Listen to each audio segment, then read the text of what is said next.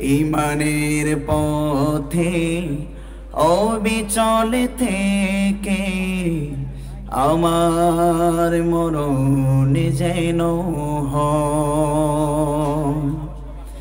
ইমানের পথে অবিচল থেকে আমার মরণ যেন হয়।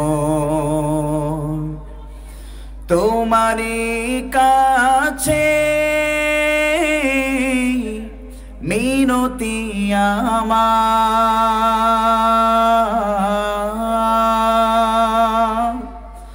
তোমারই কাছে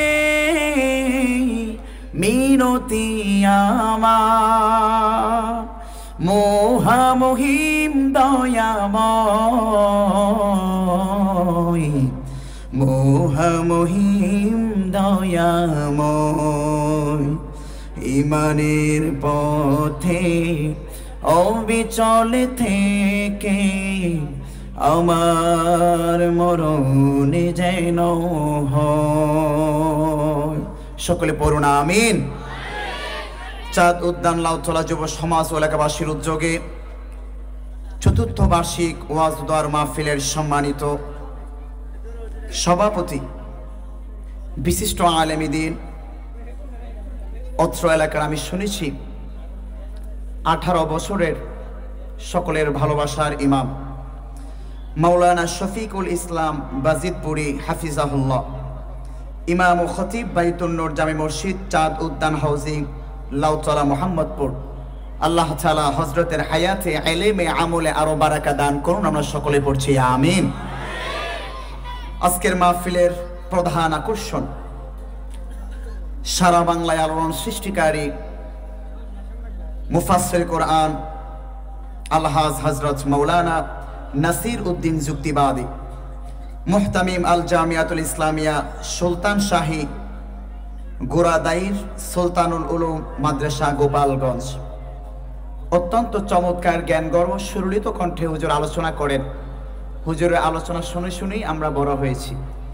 আলহামদুলিল্লাহ, আপনাদের অত্র এলাকায় হুজুরের কদম মোবারক পড়েছে। আল্লাহ তাআলা হুজুরের ইলমে আমল ও বারাকা দান করুন। আমরা সকলে পড়ছি আমিন। তেলাওয়াত করেছেন হাফেজ কারি মাহফুজুর রহমান মাসরুর, প্রশিক্ষক ও প্রধান শিক্ষক, তাহফিজ ইন্টারন্যাশনাল মাদ্রাসা। বাস্তবায়নে হাদিকাতুল জান্নাহ নুরানি মাদ্রাসা। আরজ গুজার রয়েছে মাহফিল ইন্তেজামিয়া কমিটি। আল্লাহ তাআলা এই মাহফিলকে সাফল্যমণ্ডিত করার পিছনে অর্থ দিয়ে, মেধা দিয়ে, শ্রম দিয়ে, পরিশ্রম করে দেশ থেকে, প্রবাস থেকে, গ্রামে গঞ্জের আনাচে কানাচ থেকে যে যেভাবে বুদ্ধি দিয়ে, পরামর্শ দিয়ে, সহযোগিতা করে সাপোর্ট করেছে, প্রত্যেককে আল্লাহ তাআলা উত্তম বিনিময় দান করুন। আমরা সকলে পড়ছি আমিন। মোহাম্মদপুরের যুবক ভাইরা, আপনারা সকলেই কেমন আছেন? আপনাদের আলহামদুলিল্লাহ আওয়াজ শুনে মনে হয় এখনো 2024 সালের আগের বছর রয়ে গেছে। কথা বলেন ঠিক না বেঠিক? আওয়াজটা আগেরটাই দিয়ে দেন, যদি সমস্যা হয় আগেরটাই দিয়ে দেন। আর ডান দিক থেকে বাম দিক থেকে আমরা কেউ কথা না বলি, হ্যাঁ? যারা দাঁড়িয়ে আছে তারা বসে পড়ে ইনশাল্লাহ। আগের আওয়াজটাই দিয়ে দেন যদি সেটিং সমস্যা। সম্মানিত প্রিয় ভাইরা, তাহলে 2024 সালের আগস্ট মাসের পূর্বের যে সময়, নিশ্চয়ই এখনকার সেই সময়টা আর নাই। চিল্লা বলেন ঠিক না বেঠিক? তাহলে ইমানদারদের আওয়াজ কি এত আস্তে হওয়ার কথা? কি বলেন? বাসা থেকে খাবার খেয়ে আসছেন তো ইনশাল্লাহ? পড়ুন আলহামদুলিল্লাহ। কারা কারা বিবাহিত আছেন একটু হাত তোলেন। লিল্লাহি তাকবীর। আমি দেখছি অত্র এলাকায় অধিকাংশ মানুষ ইমানে পরিপূর্ণ। পড়ুন আলহামদুলিল্লাহ। আমার মতো যুবক কারা আছেন একটু হাত তোলেন। মাশাআল্লাহ। বিবাহিত বনাম অবিবাহিত দেখতে চাই আজকে এই মোহাম্মদপুরের বসিলা চাঁদ উদ্যান তাফসিরের ময়দানে আল্লাহু আকবারের ধ্বনি দিয়ে কারা জিততে পারে। পারবেন তো ইনশাল্লাহ? শুধুমাত্র যারা বিবাহিত আপনারাই আওয়াজ দিবেন, অবিবাহিতরা কিন্তু আওয়াজ দিন না, আপনারা তো হেরে যাবেন।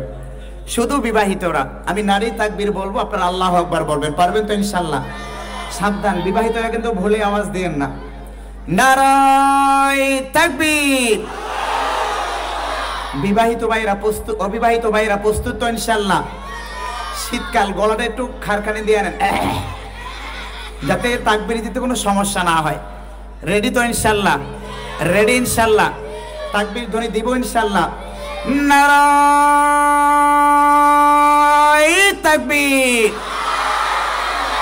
বিবাহিত বনাম অবিবাহিত একই সাথে একই কণ্ঠে আজকের এই মোহাম্মদপুর চাঁদ উদ্যান লাউতরা যুব সমাজ প্রমাণ করে দিতে হবে যে এই ময়দান হচ্ছে কোরআনের ময়দান। চিল্লা বলেন ঠিক না রে ঠিক? নারায়ে তাকবীর। আল কোরআনের আলো সংসদে জালো, আলেম ওলামা যেখানে, আলেম ওলামা নাই যেখানে, ইসলামী নেতৃবৃন্দ আছে যেখানে, সুদ ঘুষ যেখানে, নর্তুকি আছে যেখানে, নারায়ে তাকবীর। মোহাম্মদপুরের যুবক ভাইরা আপনারা সকলে কেমন আছেন? সমস্ত প্রশংসার মালিক কে? কেউ যেটা পারে না সেটাও পারেন কে? কেউ যেটা দেখে না সেটাও দেখেন কে? কেউ যেটা বুঝে না সেটাও বুঝেন কে? এজন্য সে আল্লাহর জন্য আবারও পড়ছি আলহামদুলিল্লাহ। আর একটু আওয়াজ করে পড়ছি আলহামদুলিল্লাহ।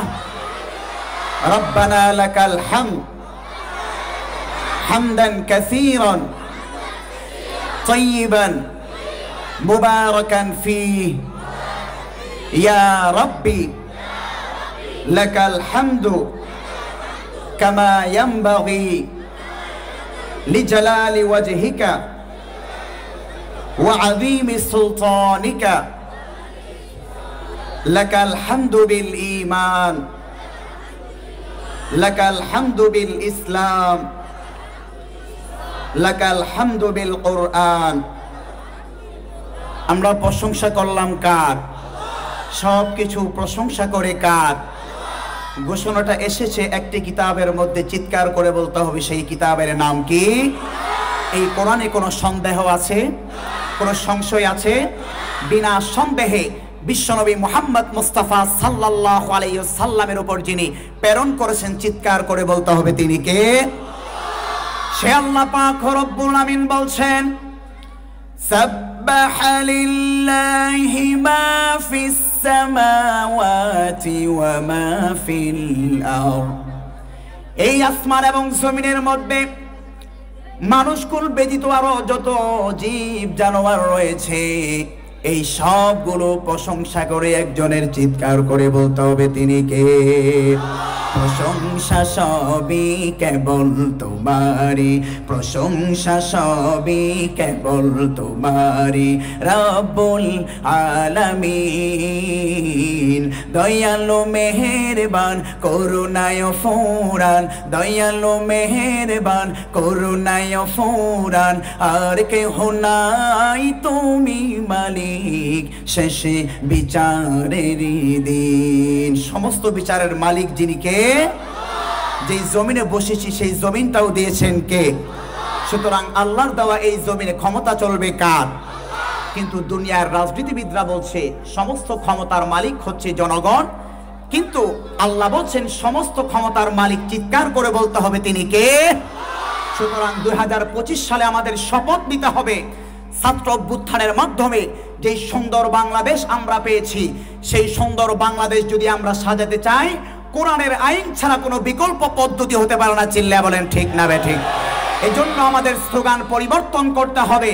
আল কোরআনের আলো শুধুমাত্র গড়েই গড়েই জ্বাললে হবে না, বরঞ্চ 2024 সালের পরবর্তী সময়ে আমাদের শপথ গ্রহণ করতে হবে আল কোরআনের আলো ইনশাল্লাহ 2025 সালের আগামী নির্বাচনে আমরা সংসদ পর্যন্ত জ্বালতে চাই। কথা বলেন ঠিক না বে ঠিক?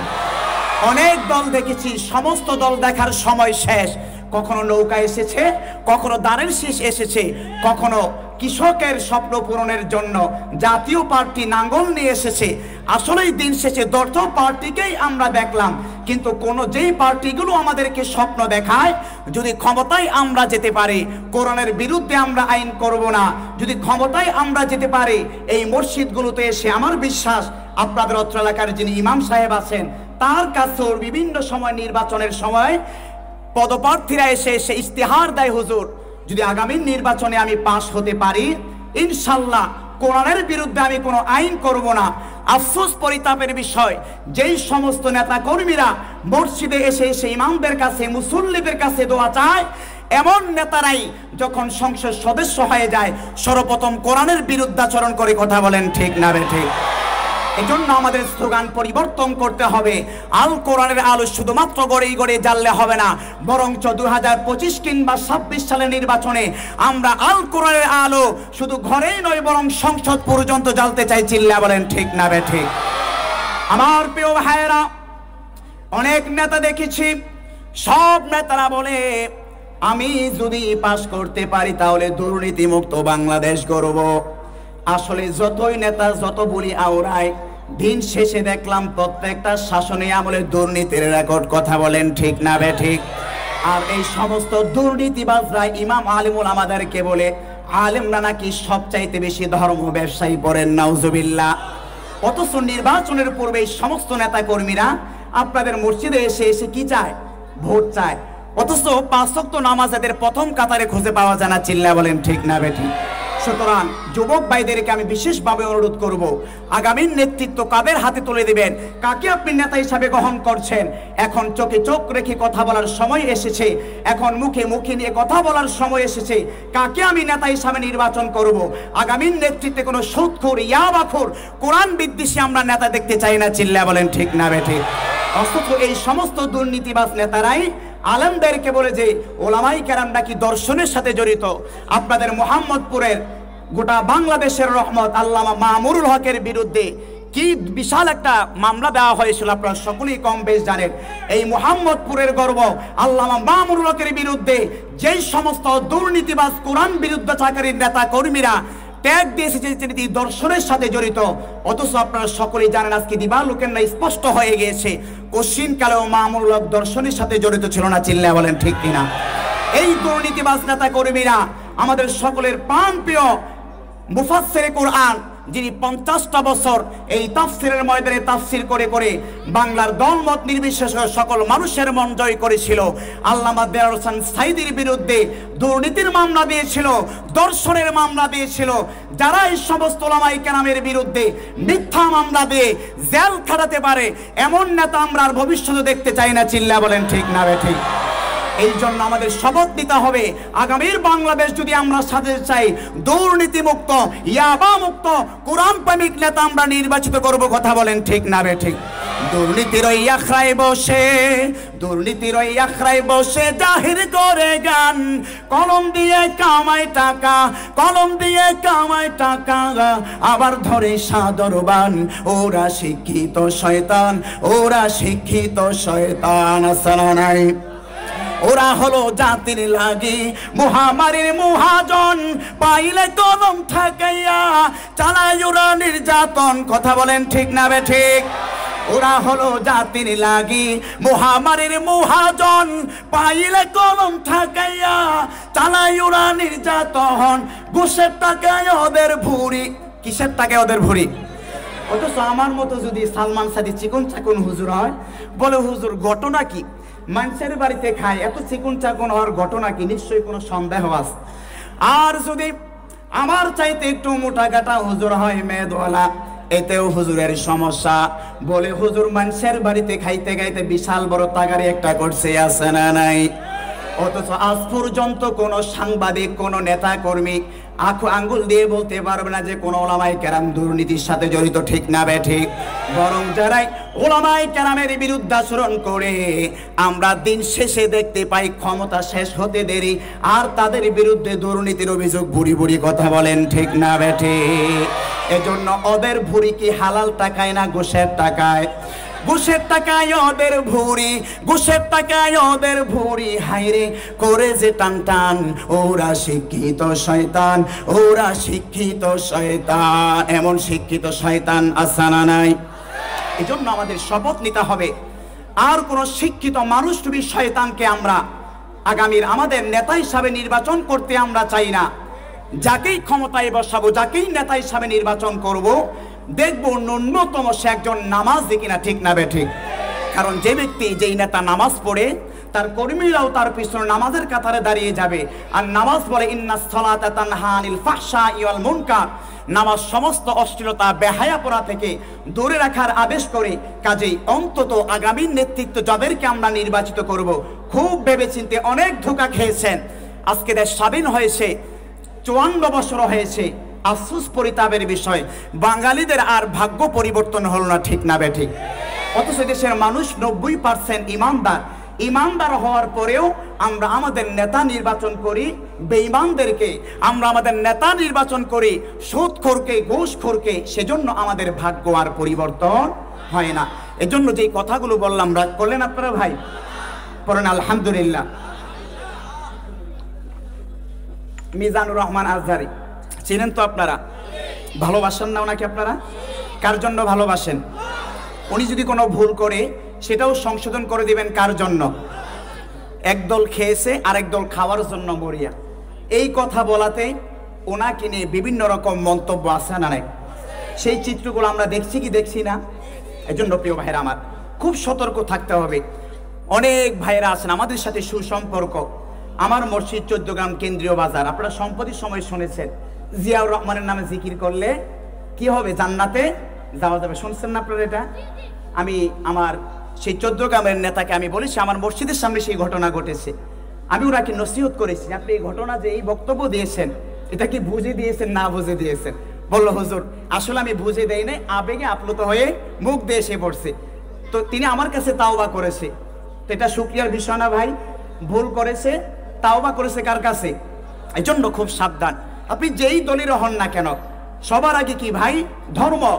ধর্মের বিষয়ে যদি কোনো ভুল বক্তব্য দিয়ে দেন সেটা সংশোধন করে নেবেন। ওলামায়ে কেরাম যদি ভুল বক্তব্য ধরিয়ে দেয়, আল্লাহর কাছে তাওবা করবেন।